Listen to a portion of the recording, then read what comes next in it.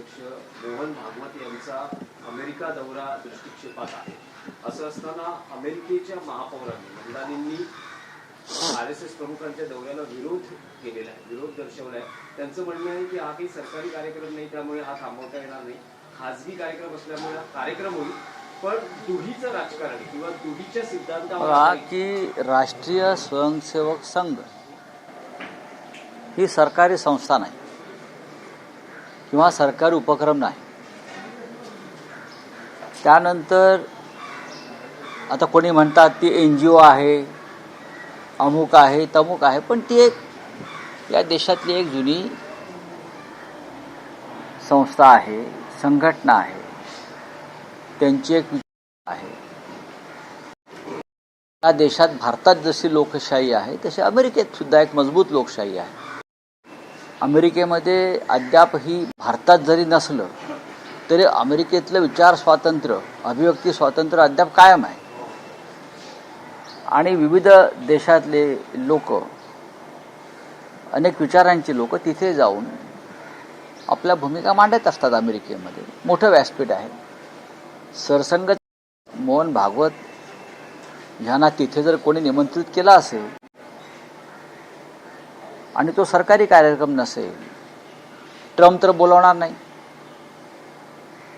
किंवा vice president Vance बोलवणार नाही. म्हणजे तिकडले जे संघाचे लोक आहेत, त्यांची जी ओव्हरसीज ब्रँच आहे, त्यांनी निमंत्रित केला असेल तर मला असं वाटतं की लोकशाहीमध्ये, जागतिक मध्ये सरसंघ भारतामधल्या हुकुमशाहीविषयी काय भूमिका मांडतात, या भारतामध्ये जे काय राजकारण सुरू आहे आणि ज्यात भारतीय जनता पक्षाचा उल्लेख वारंवार केला जातो, नरेंद्र मोदी यांनी या देशामध्ये जो संस्कृत दहशतवाद निर्माण केलेला आहे, त्या संदर्भात निदान परदेशात जाऊन तरी मोहनराव भागवतांनी आपली भूमिका मांडावी, अशी लोकशाही प्रेमी जगातल्या मंडळींची इच्छा आहे. आणि न्यूयॉर्कचे जे महापौर आहेत ते भारतीय वंशाचे आहेत, तर त्यांनी त्यांच्या भाषणाकडे लक्ष ठेवलं पाहिजे, एवढंच मी सांगेन. पण मला असं वाटतं की मोहनराव हिंदूच्या परिस्थिती सध्या जी सुरू आहे, तरुणांचा उद्रेक, जंतर मंतरवरची बंडाळी, तरुणांवर झालेला पॅलेट गनचा हल्ला आणि ओव्हरऑल संपूर्ण देशामध्ये अनेक शहरामध्ये तरुणांचा सुरू विद्रोह, हे लोकशाहीसाठी महत्त्वाचं घडामोडी या देशामध्ये घडत आहेत. आणि अमेरिकेत मोहनराव भागवत या विषयावर बोलतील. भारतात जरी बोलले नाही तरी अमेरिकेत जाऊन ते बोलतील अशी मला अपेक्षा आहे. आणखी एक राष्ट्रीय राजकारणातला विषय आहे की NDA पासून दूर गेलेली, म्हणजेच भाजपपासून दूर गेलेली अकाली दल पंजाब निवडणुकांच्या पार्श्वभूमीवर पुन्हा एकदा भाजपबरोबर जाण्याच्या तयारीत दिसते आहे. नाही, ठीक आहे, त्यांचा प्रश्न आहे तो. भारतीय जनता पक्षाला पंजाबच्या निवडणुकीमध्ये कोणीतरी हवंय सहकारी. स्वबळावरती भारतीय जनता पक्षाला विधानसभेच्या 5 जागा मिळणार नाही, हे आपण मागच्या इलेक्शनला बघितलं आहे. अकाली दलाच्या हे जर त्यांनी ठरवलं असेल तर तो त्यांचा प्रश्न आहे. पण अकाली दल जर भारतीय जनता पक्षाबरोबर जाणार असेल तर अकाली दलाला त्याचा अजिबात फायदा होणार नाही. किंबहुना अकाली दलाची उरली सुरली पत आणि प्रतिष्ठा ही रसातळाला जाईल. आपण NDAतून का बाहेर पडलो, अकाली दल, अकाली दलाने केलं पाहिजे. पंजाब नरेंद्र मोदी आणि अमित शहा हे सुडाने वागले, चुकीच्या पद्धतीनं वागले, शेतकऱ्यांच्या प्रश्नावर पंजाबच्या ते चुकीचे वागले, म्हणून अकाली दल हे दूर गेले. मग हे सगळे प्रश्न मिटले का? नाही. महाराष्ट्राच्या संदर्भात विषय आहे. तुम्ही परिवहन मंत्र्यांना पत्र लिहिलं होतं आणि रिक्षा चालकांचा विषय मांडला होता.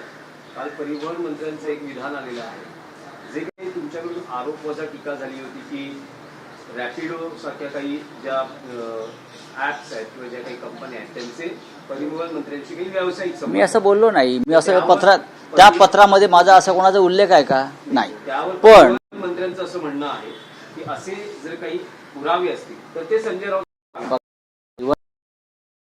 हे या महाराष्ट्रातले धर्मात्मा आहेत, बरं, आणि ते आता राज्याचे परिवहन मंत्री आहेत.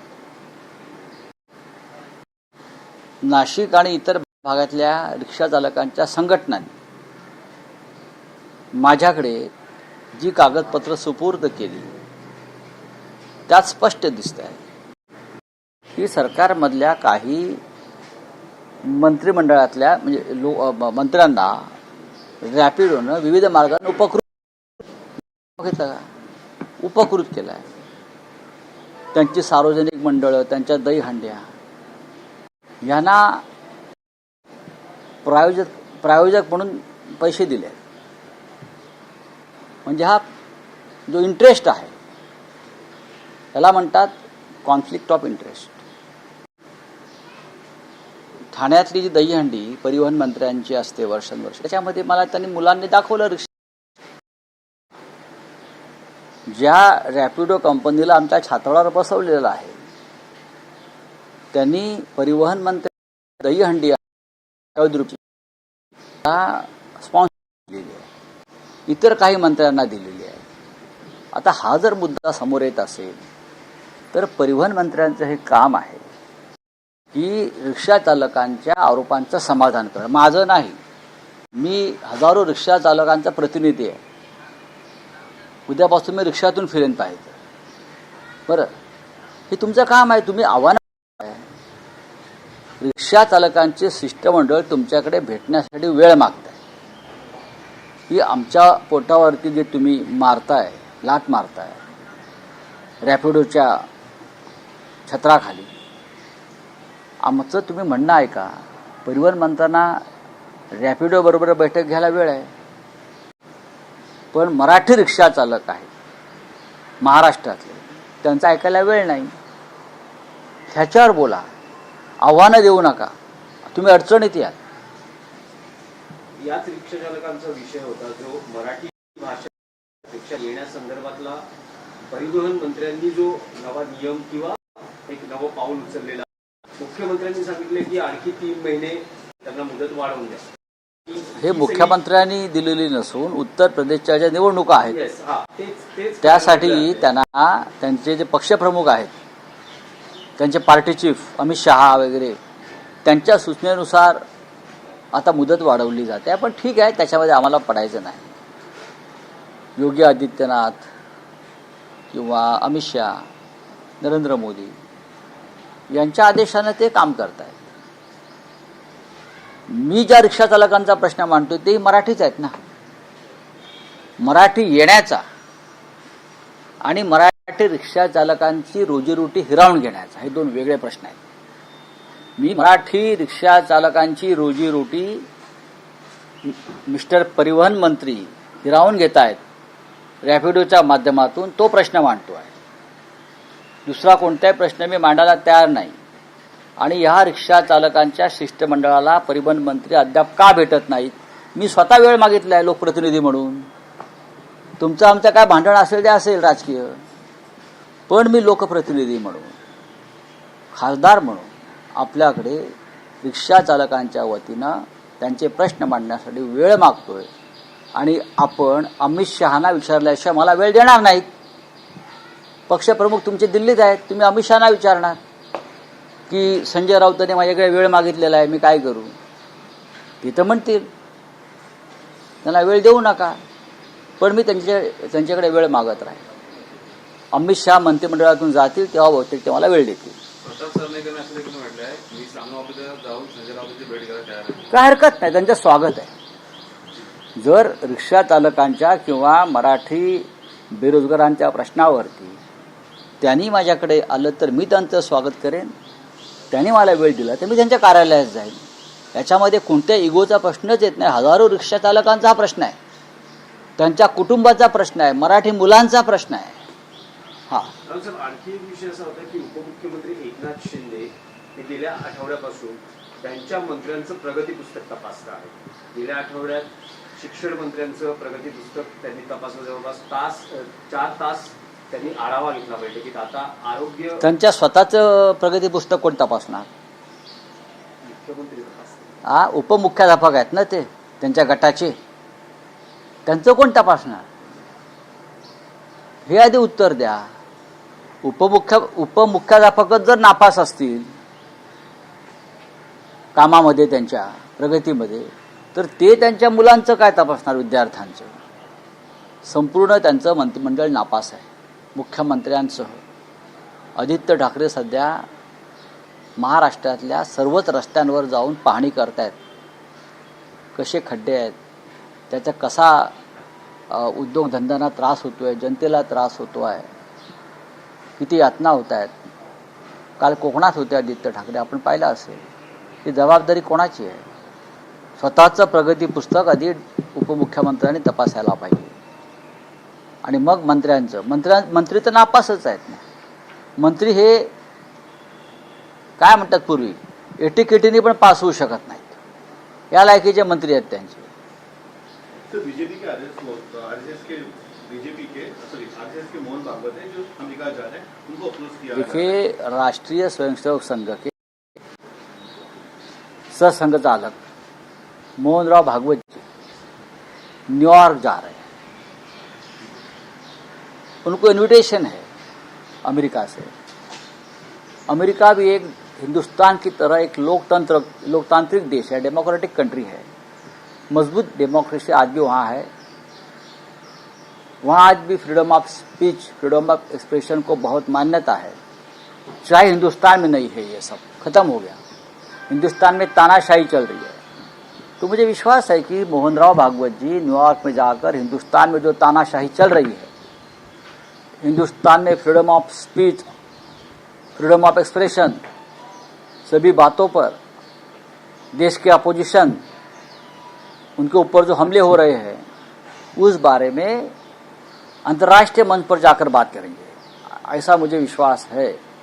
देश में जंतर मंतर पर, देश की राजधानी में युवाओं के ऊपर जिस प्रकार से पैलेट गन चलाए गए, वो भी एक मुद्दा अंतर्राष्ट्रीय स्तर पर चर्चा में है. टीयर गैस चलाई बच्चों के ऊपर, अमानवीय तरीके से. हाँ, लाठियों को किले मारकर मार दिया. छोटी छोटी बच्चियां थी, उनके साथ बहुत ही अश्लील हरकतें की गई पुलिस ऑफिसर की तरफ से. ये सभी मुद्दों पर अगर न्यूयॉर्क में जाकर मिस्टर भागवत, आरएसएस चीफ, बात करेंगे, अपनी बात रखेंगे, तो पूरा विश्व उनकी बात सुनेगा. लोकतंत्र में सभी को बात करने का अधिकार है और न्यूयॉर्क के मेयर साहब ने देखिए ये बात समझनी चाहिए. आप प्रेस कॉन्फ्रेंस में सवाल पूछिए भागवत साहब को देश के बारे में, ये देश में क्या चल रहा है. ये तानाशाही जो देश में चल रही है दो नेताओं की, उसके लिए जिम्मेदार कौन है? आरएसएस है. इस प्रकार के सवाल अगर अमेरिका में उठते हैं और भागवत जी से वहां के पत्रकारों को सवाल पूछने के लिए एनकरेज करते हैं, तो बहुत बड़ा काम हिंदुस्तान के लोकतंत्र के लिए हो जाएगा. धन्यवाद. राहुल साहब, वो इन दिनों मुंबई में ऑटो रिक्शा चालकों को मराठी आनी चाहिए, ये मुद्दा खास चर्चा में है. परिवहन मंत्री इसके लिए बहुत इनिशिएटिव ले रहे हैं, लेकिन बात ऐसी है, ये मुद्दत बढ़ा के, ये अमित शाह का आदेश है या मोदी जी का आदेश है? जो यूपी का इलेक्शन है ना, तो जो परिवहन मंत्री के पार्टी के चीफ कौन है? अमित शाह है. दिल्ली में बैठे, चुनाव लड़ना है यूपी में, तो 3-3 महीने की मुदत देते हैं. लेकिन भाई, हम ये कहते हैं कि उत्तर प्रदेश में जो रिक्शा चलाता है उसको हिंदी आनी चाहिए. अगर वो कन्नड़ में बात करेगा तो कैसा चलेगा? पंजाबी में बात करेगा तो कैसा चलेगा? वहाँ हिंदी आनी चाहिए. बंगाल में रिक्शा चलाता है कोई, उनको बंगाली आनी चाहिए. आंध्र में अगर कोई रिक्शा चलाता है उनको तेलुगु आनी चाहिए. ये मुद्दा है. लेकिन बार बार हमारे ट्रांसपोर्ट मिनिस्टर पीछे हट रही है. दिल्ली से संदेश आता है तो पीछे हटो. ये कोई भाषा का विवाद नहीं है, ये कोई प्रांतों का विवाद नहीं है, ये समझना चाहिए. कुछ दिनों से मैं एक मुद्दा उठा रहा हूँ। यहाँ रैपिडो बाइक टैक्सी ला रहे हैं परिवहन मंत्री, और उसका सीधा दुष्परिणाम हो रहा है यहाँ के रिक्शा वाले जो है मराठी, उनके ऊपर। उनकी रोजी रोटी ये लोग छीन रहे हैं, लेकिन उनके तरफ उनका ध्यान नहीं है ना, परिवहन मंत्री का, ट्रांसपोर्ट मिनिस्टर का। मैं खुद एक सांसद उनसे बार बार मांग कर रहा हूँ, ये जो रिक्शा चालक है, रिक्शा चलाने वाले लोगों को डेलीगेशन है, आप उनको टाइम दीजिए, उनकी बात सुनिए, उनके साथ मैं भी आने को तैयार हूँ। लेकिन ट्रांसपोर्ट मिनिस्टर को ये गरीब रिक्शा वालों के लिए टाइम नहीं है, राजनीति करने के लिए पूरा टाइम है।